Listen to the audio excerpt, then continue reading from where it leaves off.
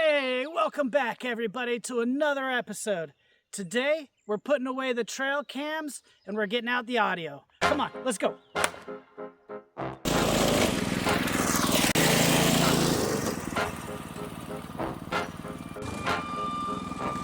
Deep in the canopy where the shadows grow tall, the mist rolls in, answering the forest call. Got the parabolic mic hooked up to the rig, scanning the ridge line, dancing a jig. Between the Douglas firs and the damp dark loam, expedition edge is stepping into the unknown. Yeah, I'm chasing the legend, the ghost in the pine, walking the line where the myth meets the design. Searching for the stride in the mossy deep, while the rest of the world is fast asleep. Be caught in the silence, the snap of a limb, when the light gets low and the horizon is dim. Expedition edge on the trail of the truth, in the pen running you, in the heart of the youth. Bigfoot research, yeah, we're keeping it loud, looking for a sign in the rolling cloud.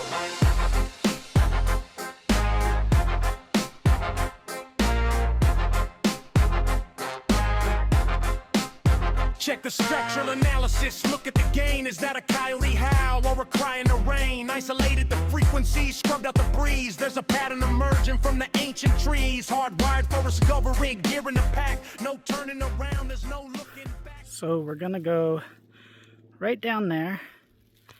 At the bottom of this is McDonald Creek.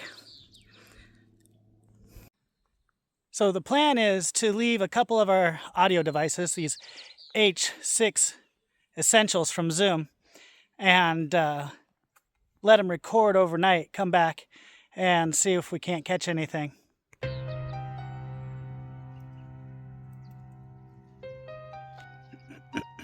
When you're trying to track an animal, don't forget you can be tracked. I like to look at the way the wind is blowing, and they'll probably try to come at you from the opposite of the way the wind is blowing, right? From downwind. So watch your back. Also, do your best to walk the high grounds, and periodically, a lot of times, stop and just listen and take in your surroundings. The more you look like you know what you're doing, the less likely a cougar will get you too. You know they're ambush predators, so if you take away their opportunities, it's going to make it harder for them.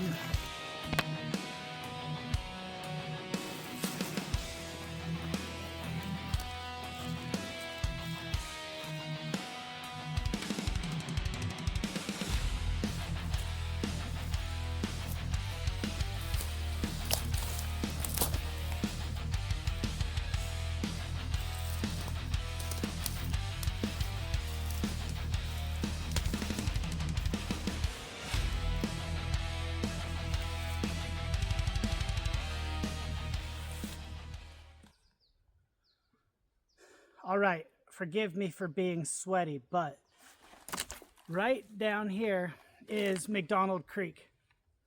And when I was getting too close to it, I realized that maybe the sound from the creek might be too much for my device. So I came back up just a little bit to right where the creek is, just on the range of sound. The Zoom H6 Essential. This is a professional grade recorder, audio recorder. It's got tons of inputs, although that's not necessarily what we're going to be using it for. It does come with this really good microphone that has the ability to cut down on the wind. Also, it has a screen that shows us where at in the recording that there's a sound to look at. I put in the best microchip that I could get for this thing within budget. And what I'm going to do is I'm going to leave it here amongst the logs. And then it's not supposed to rain tonight, so I'll leave it just like this. And then we'll come back tomorrow and see what we captured. All right, let's see what we got.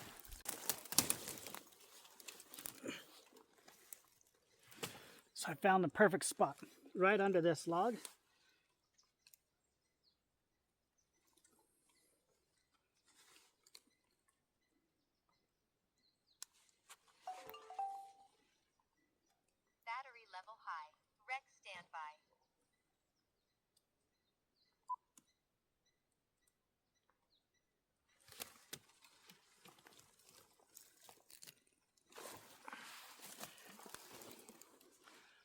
We'll leave it right there.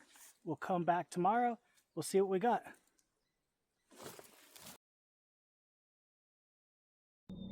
It's berry season.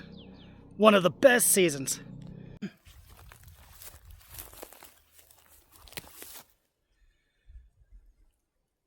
So the other H6 essential we put right down at the bottom of this gully here. You see,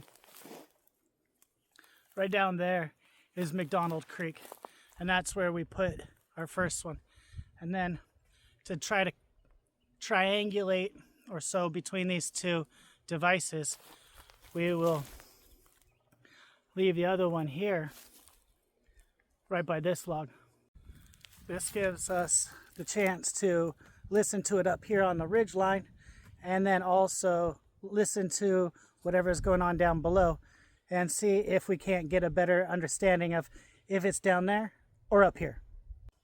So we'll be back tonight to watch these clear cuts with our equipment, both the infrared and the thermal, to test out the capabilities.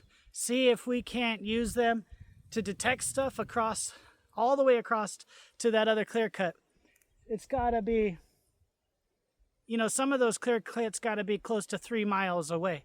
So we'll use our thermal, we'll use IR and test it out. So we'll be back tonight.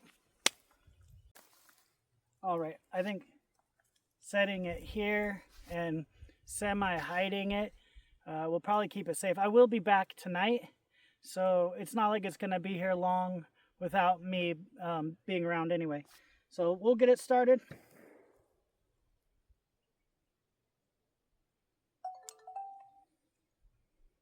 Battery level high. Rec standby. All right, we got the mic on and record.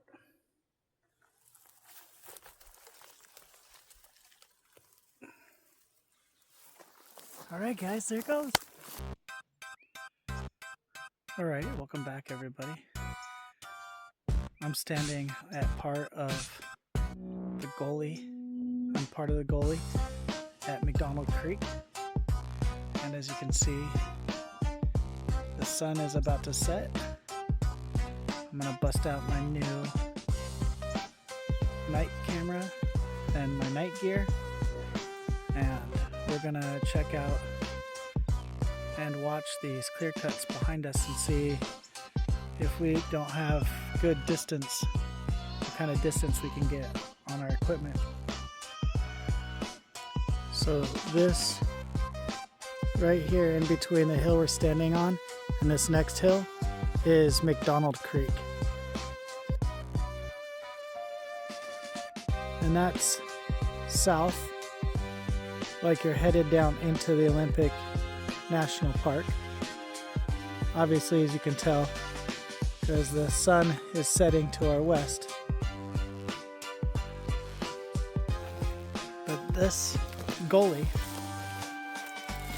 right around this time of year, is when all the reports are that there are strange sounds. And there are strange sounds in here. Even when Matt and Curtis and I went on an expedition not too long ago, way further south. This is more north. This part of this section is more north, like as we're getting closer to the mouth of the river. And the section that we were on when we were camping it a little while back, a few days ago, was more south, closer to the Olympic forest. Well, like I said, these three drainages, the Dungeness River, McDonald Creek, and Seabird Creek, are heavy in Sasquatch sounds and sightings. Right now, during this time of year, in the spring, early summer, and then late fall, again when the salmon are running again.